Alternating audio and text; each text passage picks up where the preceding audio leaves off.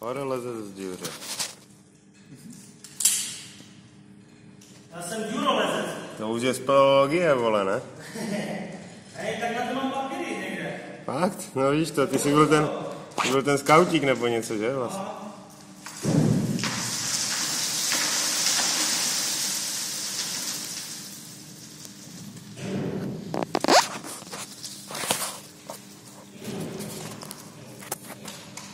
Dobre, puta. Já tak rád putám puta.